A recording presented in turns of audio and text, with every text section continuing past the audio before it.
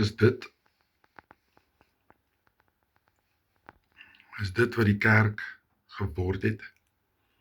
Miskien vra ek myself.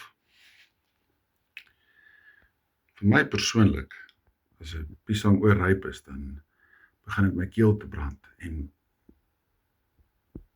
het raak al moeiliker om te sluk. Alhoewel dit nog steeds vrugte is.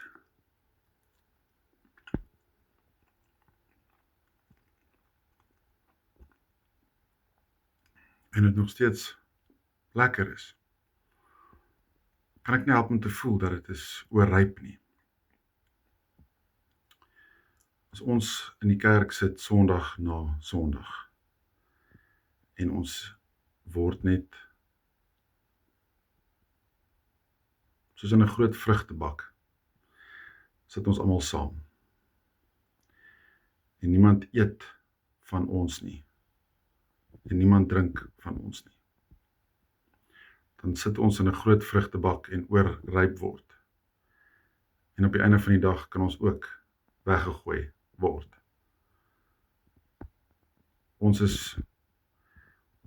woorde sal oorsoet wees. Soms sal ons woorde mense se kele brand.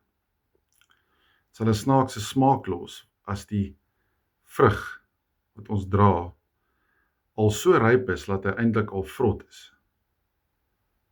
En ryp bedoel ek al die kennis wat jy dink jy het oor die Bybel en oor die almagtige God en Vader.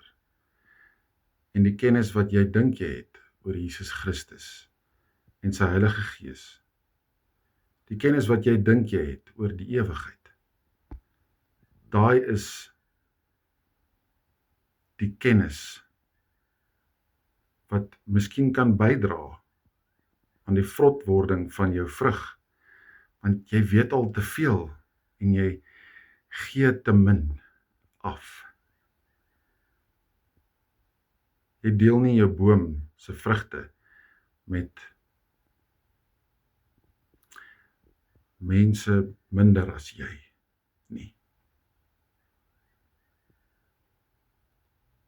Dankie dat u luister. Dankie dat ons vir mekaar kan bid. Dankie dat ons mekaar kan ondersteun en lief hê. Mag julle geseënd wees.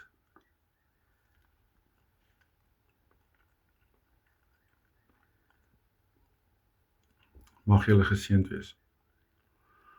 Yevarechecha Adonai v'yishmerecha. Ya'er Adonai panav elecha v'yichuneka. Yisa Adonai panav elecha v'yashem lecha shalom. Die Engelse deel moet jy maar self gaan soek. Baie lief vir julle. Shalom.